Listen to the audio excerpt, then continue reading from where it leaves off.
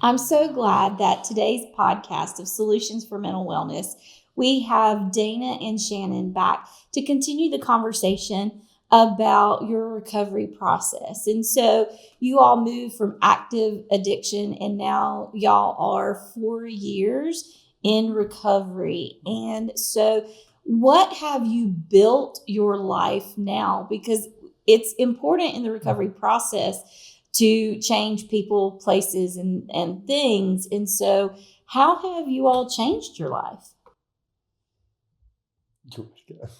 I'm Shannon, just so everybody knows. So we got that cleared out of the way. I don't want anybody there.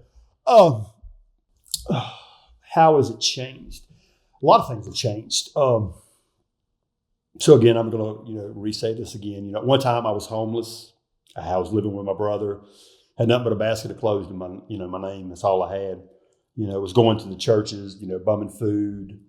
I can tell this little bit of a story, and my brother and them see it, but they probably won't like it. But there was a time where I was trying to eat, and I understood the point that I was taking food out of their mouths because they could only afford what they was doing.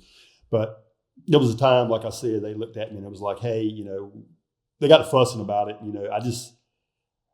I felt like, me and my family should give me something. That's back to that thing. And, they basically said no. And, it was a hard thing, but I promised myself, I said, I'll never want for nothing anymore.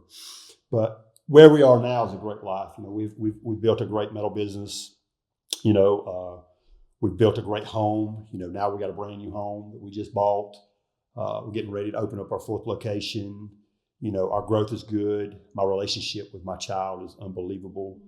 And I'm starting with the small one to go up to the big one. But, my relationship with the youngest boy of hers is in, real good standing. I'm not going to sit here and lie to you.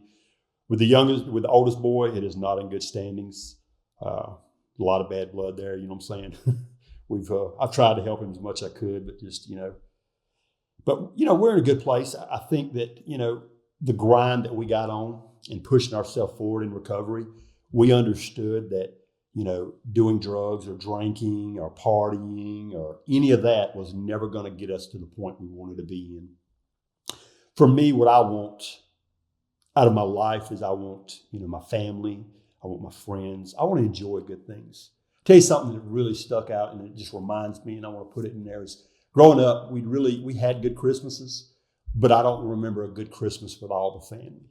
So it's one of my goals. I always want all the family around during the holidays. I want to be able to enjoy it. I want to give back.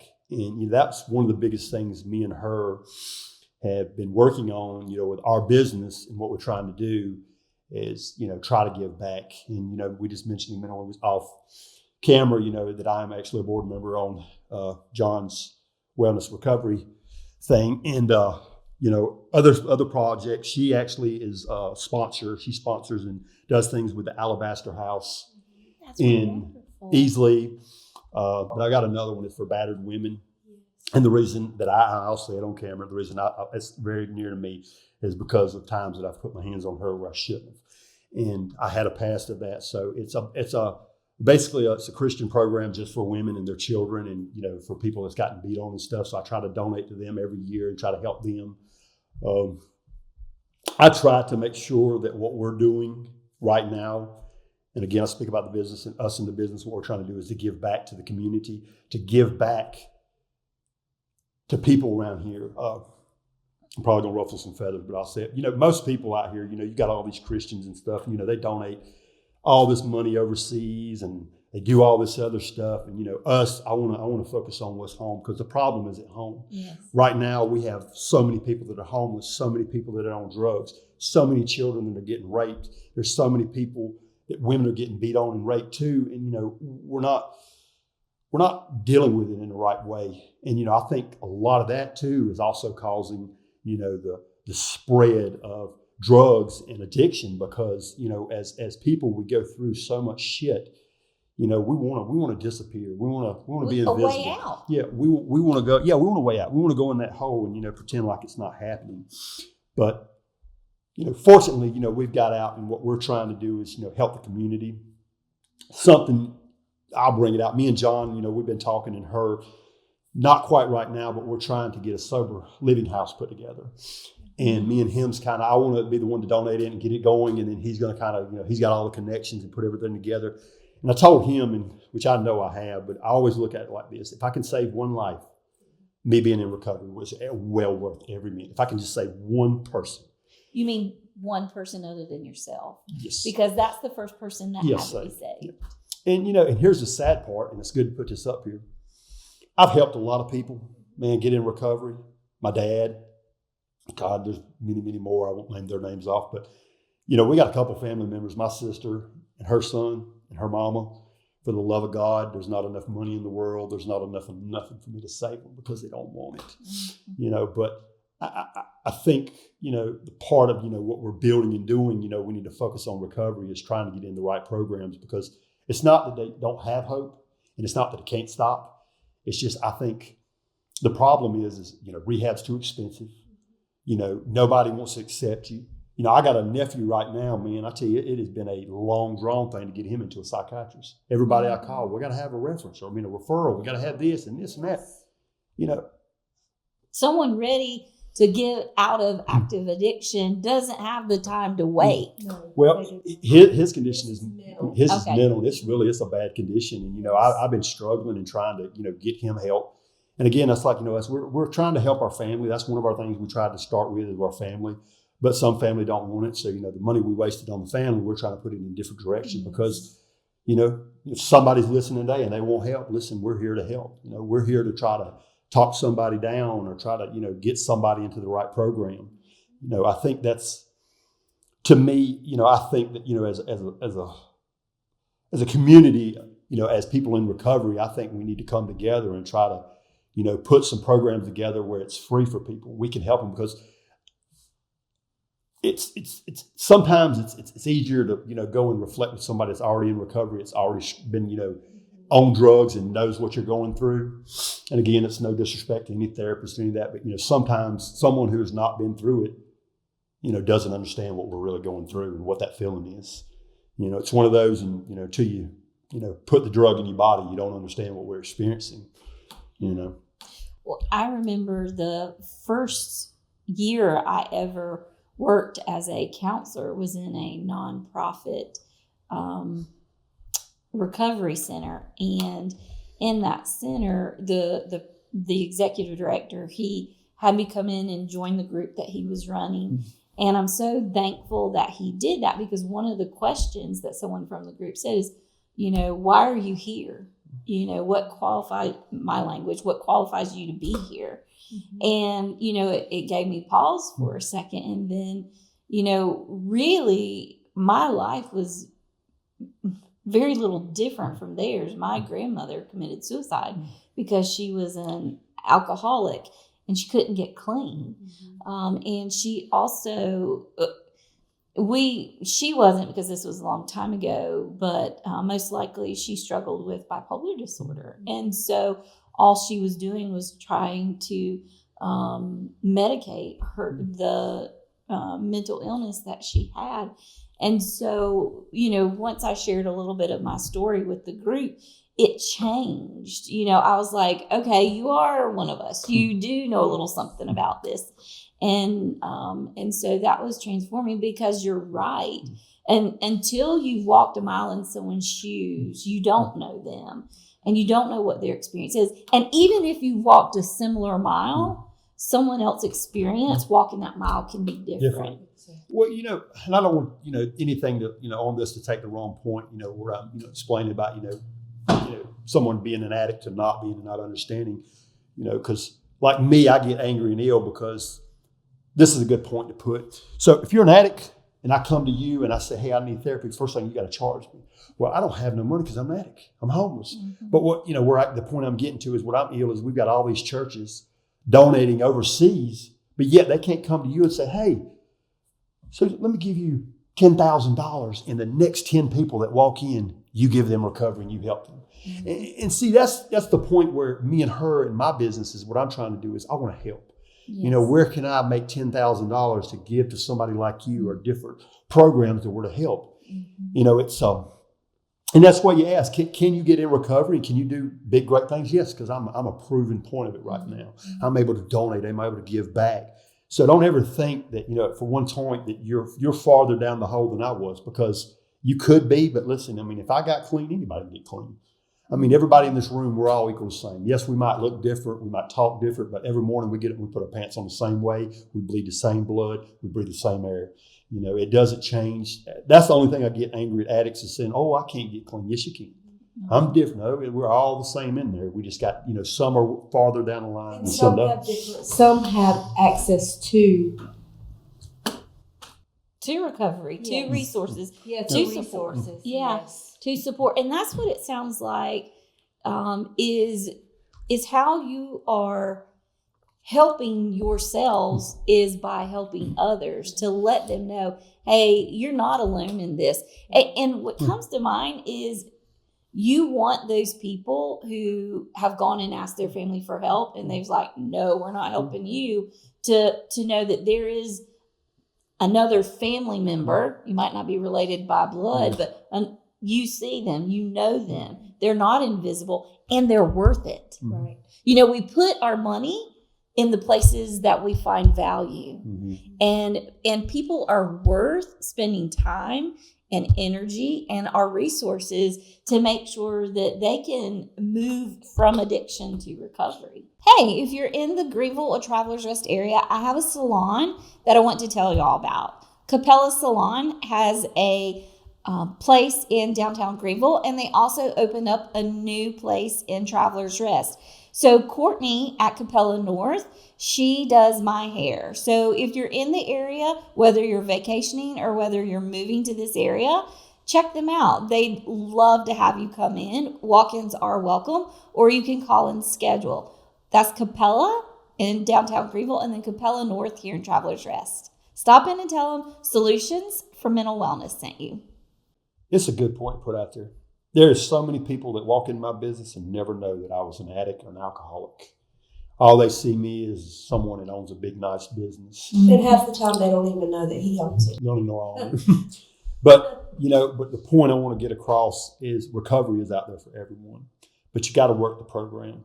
Do understand that, some programs won't work for you. Some will and some won't. It's not a one size fit all. Yeah, it's like me, and this is something I want to tell the world, because we're on here, we're going to go with everybody. Like AA, NA, it doesn't work for me. But like I told John, I said, but I ain't never gave it a try really like I did. But going with John and sitting down and talk, that is a good, it's one of my biggest. You're relational. Yeah. You need the relationship. Yeah, and it helps. It's having someone to talk to that doesn't judge me, that I can say whatever I want to. That that he looks at me and just all he sees is me. He's like, hey, you're all right. You're just a human being. You made mistakes. You done some wrong. Listen, you've paid your dues to everybody. Mm-hmm. Everything's done. You're working. You're doing great. You can have a great life. Everybody deserves another chance, is what he says. Everybody deserves another chance. And I hope you're listening, John. But, it's. I just think people that's in active addiction right now need to know that there's help out there. There's people that doesn't mind reaching their hands out like you or John and helping. And we need to really come together as a community, as a whole, and really try to start, taking care of some of this, because, addiction is a bad thing right now. There is a lot of addicts. I mean, you got fentanyl out there now. I mean, it's ripping through everybody and killing them as fast as they get it in their body. And, but what the world's doing, we're not doing nothing about it. We're not changing. We're still sending money overseas. We're still sending money over here to build churches at another place. I mean, first of all, let's get our home right before we work on something else. Because here's the point I can get across. I had to work on myself before I could do anything else for anybody else. It's what I want the world to know, and any other body that's, out here trying to help, we got to start small and work our way up. But, just like right now, I think this is a terrific thing. I think this is going to reach out and touch at least one soul. And one person is going to say, hey, that's what I needed today. And they're going to get clean and sober. And one day you come by and it's just because, we've got you and two more people that want to put something on the air for people to hear and understand that, there's hope out there. Yes. And that's the kind of stuff that I thrive on, that makes me happy. You know, I could cry right now because y'all three in the room and you're trying to do something for people like me. And that means everything, because in our world, we got nobody. Nobody. You know, that's, again, going back to the first one. Like I said, I had nobody. And that's how most of these addicts feel. And I guess I can speak for them. You know what I'm saying? If we feel like we got nobody, all we got is us. Well, that's what you learned at a young age. You know, that's what Dana learned.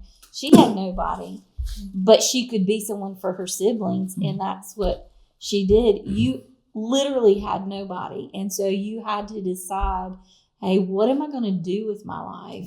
You've taken the strengths that you each have, and you've come together as a couple, and I cannot say how much respect and admiration I have for the two of you and what you've done. And I'm going to say this, I think because I know some of your closest friends and employees, that the people closest to you respect you. And that says a lot about people and who they are. And I'm just so thankful that y'all have been able to come on here, and that you know that you have a purpose and a plan, and that what has happened in your life does not have to define who you are. That's correct. That's the truth. Yeah. I would like to say that I definitely resonate with you and your desire to show people that there's hope on the other side of suffering. That's something that Susan and I have talked about a lot. And I also resonate with your frustration that we have these churches that are capable, and yet we're having to figure out how to do it ourselves. And maybe that's because church culture is shifting and they're trying to figure out where they really should be placing priority. I mean, they're always putting out the next fire. So I think it's really amazing that you're like, you know what, I'm just going to do this myself. I'm going to figure out how to do this. See, I feel if I hadn't had money to be able to pay John, I might have not made this path. Because John, you already met John, but like John, the first time, if you're an addict and you sit for John will tell you, he said, look here. He said, you know, either you want help or you don't. If you don't want help, get out my fucking door, you know, because I ain't here. He said, I don't put shit. Yeah. He said, I don't put shit on top of shit. He said, because all you got shit. And and that's the way I look at life now. And I'm like, hey, you know, we're here to try to help one another and try to do the best we can. Both of you are giving away what you so wanted. And you give it to yourselves first, to each other second, and then to your communities next. And I cannot say enough how thankful I am. And I think maybe we have some future conversations and we do go in and educate some of the churches who will let us in and say, hey, this is what is needed. You don't have to be afraid of addiction. You don't have to be afraid of the people in addiction. Everything requires healthy boundaries, regardless of what ministry you have. And so, you know, being willing to have those conversations and then changing culture, which is what y'all are doing. And you're doing it with the people closest to you. And then that has the ripple effect going out. And I can't remember which one of you said it, and maybe both of you did. But it sounds like you realize that the best way to help your family is to create support systems and resources that they can take advantage of when they're ready. Am I understanding that? Yes. I'm going to say something because you didn't want to. So I'm going to mention the name of my business. So we have two businesses, and I just come to me and I feel like it's need to. But I am the owner of Victor Metal Roofing and Supply, and I'm also the owner of Next Day Metal Roofing. You know, I've been very fortunate. You'll be able to look up and see my business. We're a very good business. But one of the things I just sit here and thought about, and I said it's the most powerful thing I can tell you. Most of 90% of our employees are recovering addicts. Yes. That is what I try to hire the most of. And I hope the world doesn't judge me or take away sales because, you know, there's people that will, you know, they do that. Trust me, you wouldn't believe the people I meet. But I want them to see what I'm trying to do. I'm trying to stop people from doing bad or going and stealing and doing wrong or running on drugs and try to get them into society to be a good human being. Yes. And And I think it's most important that I say this during this podcast, because if people look at me and they don't understand what my business is or what I do, then it's not a full effect. And I'm not going to hold that back from this podcast, because I think it's something that needs to be said. You know, we're doing very good. You know, I'm very pleased with all my employees. We've got some people that same way, you know, won't mention their names, but I've got one, you know, he's been in prison for 10 years, changed his whole life, man. He's got houses. Listen, he has built a whole brand new life for him, and you never, ever know what he done, you know, because of the path that he's on. Because we are not what we do. Yeah. You know? And I think, you know, if you want to see results in what recovery looks like, come to my business, step in the door. Right. Come to my business, step in the door, look and see what I got going on. You know, pay attention, you know.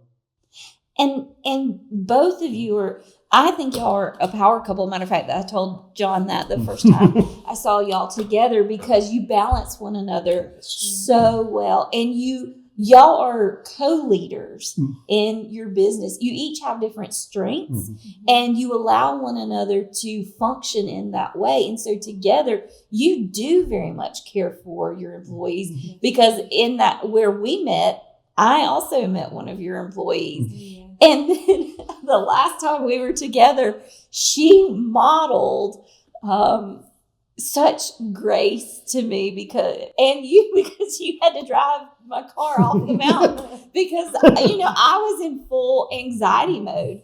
Literally, I could not cope. And I was like, I'm staying here. And she's like, you can have my room. You don't have to go home or go, you know, to the other place.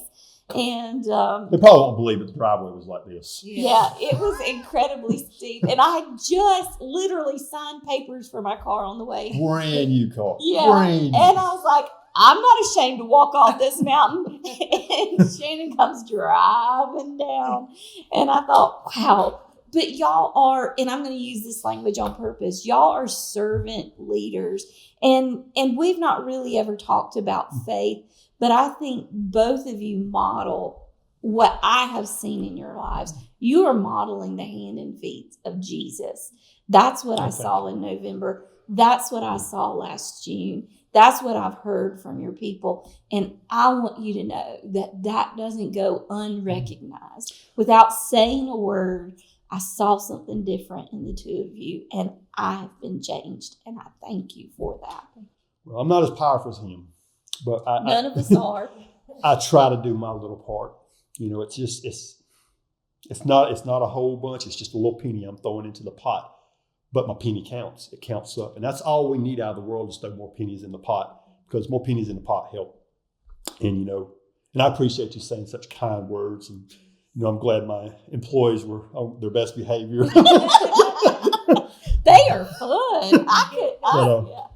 You know, but it's going to take a lot, you know, kind of start really, you know, nailing down on this whole, you know, addiction that we've got going on in the world, you know, and I don't never want to just not think about the whole world, because it's the whole world. But to me, it's, you know, it's focusing on right here, what's home, and trying to do it, and then go after other stuff. You know, and that's me. It's just, I'm trying, like I said, I told her, I said, I just want to try to do small things for people, try to help, try to give people that, you know, was in an active addiction, give them a life again, give them a job, show them that they have a better life. You know, they deserve another chance. Yes. You know, and you're being a part of the solution. Took the words out of my mouth. But it's, you know, that's the best way to put it. You know, it's just, instead of being the problem, be the solution, you know. And both of you are teaching others how to do that. And I'm so thankful for that. And so, Diana, do you have any other questions? Not at all. You guys cover everything very thoroughly. Okay. No, great. So I hope y'all come back sometime in the future and we can have another conversation about the work that y'all are doing and how you're building your life and helping others build theirs. And I'd like to thank everyone for tuning in to this episode of Solutions for Mental Wellness. And I encourage you to support the work that Shannon and Dana are doing and buy their products and go patronize their business and help them help others. Thank y'all so much.